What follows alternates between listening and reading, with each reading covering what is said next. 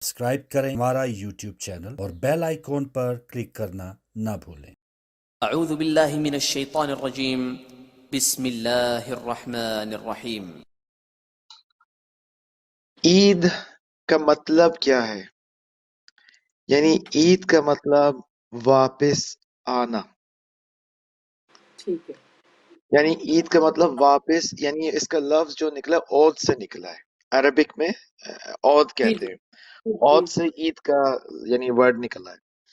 عود کا مطلب ہوتا ہے واپس لوٹنا۔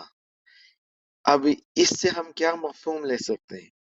مفہوم یہ کہ وہ شخص یا وہ انسان عید جب بناتا ہے جب وہ واپس انسان کے روپ میں آ جاتا ہے، یہ ہے اصل میں عید، یعنی واپس ہم لوٹ گئے اپنی فطرت پر، ٹھیک اسے کہا جاتا ہے عید۔ عید کا یہ ایک اور مفہوم ہم اس طرح لے سکتے ہیں، کیونکہ عید جیسے عید الفطر ہم نے بنائی، آج عید الاضحیٰ ہم بنا رہے ہیں، اس میں کیا فرق ہے؟ فرق کچھ نہیں ہے، وہی ہے کہ 30 دن روزے رکھے، روزے رکھنے کی وجہ سے ہم واپس اپنی فطرت پہ آئے، تو اس لیے ہم فطرانہ دیتے ہیں۔ عید الاضحیٰ میں یہ ہے کہ ہم جان کی قربانی کرتے ہیں کہ ہم اپنے نفس کو پاک کریں، واپس ہم اپنی دوبارہ فطرت پہ آئیں، یہ ہے اصل عید کا مطلب۔ اور عید جب ہی ہوتی ہے کہ جب صحیح قربانی کی جائے۔ پچھلے بھی پروگرام میں ایک میں نے گفتگو کی تھی کہ حابیل اور قابیل کی قربانی کو سمجھنا پڑے گا کہ یہ عید کا کیا معنی ہے۔ اس عید میں ہم نے مخلصانہ اپنے آپ کو خدا کے حوالے کرنا ہے، یہ ہے اصل مفہوم اس کا۔ لیکن اس عید میں افسوس یہ کہ ہم عید بناتے ہیں، جشن بناتے ہیں، رسم و رواج کرتے ہیں، لیکن جو روح ہے، جو اصل معنی ہے اس عید کے، وہ ہم نہیں سمجھتے۔ حالانکہ ہم سب قرآن انشاءاللہ پڑھتے ہیں اور سورہ حج میں پڑھتے ہیں کہ خدا کہتا ہے کہ جو ذبح کرتے ہیں ہم گوشت اور ہڈیاں اور خون وغیرہ، یہ کچھ بھی خدا کے پاس نہیں پہنچتا، نہ بے خدا کو شک. کوئی فائدہ ہوتا ہے اس سے، نہ خدا کو کوئی نقصان ہوتا ہے اس سے۔ صرف جو خدا کو پہنچتا ہے وہ ہمارا تقوی ہے۔ سبحان اللہ. تقوی ہی ہے جو چیز ہے جو خدا تک پہنچتی ہے۔ وہ کس طرح؟ جب ہم خدا سے زیادہ معرفت حاصل کرتے ہیں اور آگاہیت رکھتے ہیں کہ اب ہم نے کس طرح خدا کے ساتھ پیش آنا ہے، کیا کرنا ہے ہم نے خدا کے ساتھ، تو یہ ہے اصل حقیقت عید کی۔ اور جو اس عید کو صحیح معنوں میں سمجھتا ہے تو وہ اس خوشی کے ساتھ غمی بھی رکھتا ہے، کیونکہ یہ عید اصل میں ایک بڑی عظیم قربانی کے لیے چلی گئی تھی۔ قرآن کے اندر لکھا ہوا ہے کہ یا ابراہیم، ہم نے اس تمہارے عمل کو قبول کیا، لیکن اس قربانی کو آخر زمان میں ایک بڑی عظیم قربانی کے لیے ٹھہرا دیا کہ جب دین کو واقعی میں ضرورت ہو۔ اور پھر ہمیں نظر سبحان. آتا ہے کہ یہ جو عید جو ہم بنا رہے ہیں غم کے ساتھ بھی ہونی چاہیے، تھوڑا بہت غم اس عید میں ہونا چاہیے، کیونکہ اس عید میں کربلا کی شروعات ہے، یعنی اس زمانے میں حضرت ابراہیم کے زمانے میں یہ طے ہو گیا تھا کہ قربانی عظیم دی جائے گی دین کے لیے۔ جی، اب عید کس طرح بنانی ہے؟ یہ اس طرح بنانی ہے کہ اس میں زیادہ سے زیادہ اپنے جو مسکین رشتہ دار ہیں، جو ناتواں رشتہ دار ہیں، جن کے ساتھ یعنی زندگی میں دنیا داری میں کم ضعیفی آ چکی ہے، یعنی مال نہیں صحیح طرح جمع کر سکتے، کمزور ہیں یا بیمار ہیں، تو ان کے پاس جانا چاہیے، ان کی مدد کرنی چاہیے۔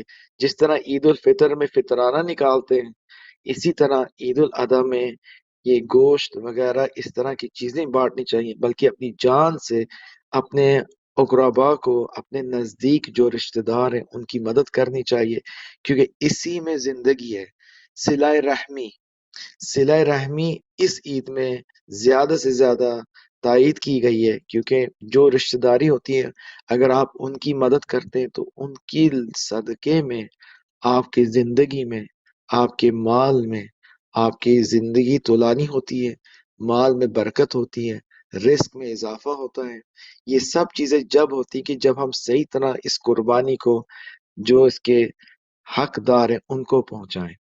شرعن جو احکامات میں ملتے ہیں کہ 3 حصوں میں تقسیم کیا جائے، یعنی ایک حصہ 1/3 اپنے خاندان کے لیے، 1/3 اپنے رشتہ داروں کے لیے، اور 1/3 فقراء کے لیے۔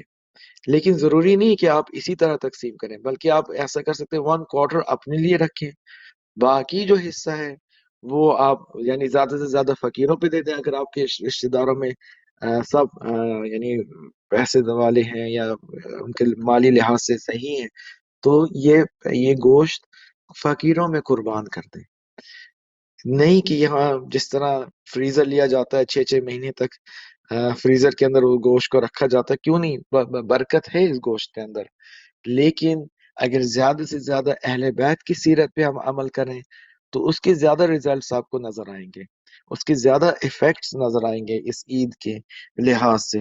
اب ہمارے پاس الحمدللہ ایک عید نہیں ہے بلکہ کئی قسموں کی عید آتی ہیں، عید الفطر، عید الاضحیٰ، عید المباہلہ، عید غدیر۔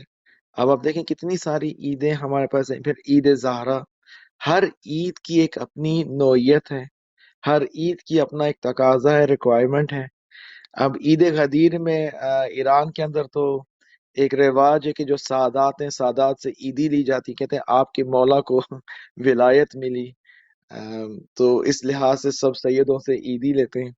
یعنی آپ دیکھیں ہر جگہ میں ہر کلچر میں ایک رسم و رواج ہوتے ہیں، لیکن ان رسم و رواج کو سمجھنے کے لیے اس کی روح کو بھی جاننا چاہیے کہ اصل حقیقت اس عید کی کیا ہے، ورنہ فائدہ نہیں ہے اس عید کا جب تک ہم صحیح معنوں میں عید کو نہ سمجھیں کہ کس وجہ سے جشن بنایا جا رہا ہے۔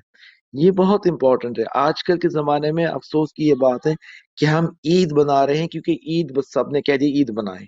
جس طرح آپ مثال دیتے ہیں کہ ہم جیسے ایک کرسچن کنٹری میں رہتے ہیں، کرسمس بناتے ہیں، تو ہم کرسمس بھی بناتے ہیں کیونکہ باقی پورا ملک بنا رہا ہے، لیکن اس میں ہماری روح نہیں ہوتی کیونکہ نہ ہماری اس میں بلیف ہے یا یقین ہے یا اس طرح کچھ ہے۔ تو ہمیں اپنے آپ کو اس طرح نہیں کرنا چاہیے اپنے دین کی سیلیبریشنز میں، ان سیلیبریشنز میں واقعیت میں ہمیں معرفت حاصل رکھنی چاہیے کہ جب ہمیں واقعی میں احساس ہو کہ یہ عید کس لیے، تو زیادہ فائدہ بھی ہوتا ہے اور زیادہ انجوائمنٹ بھی ہوتی ہے۔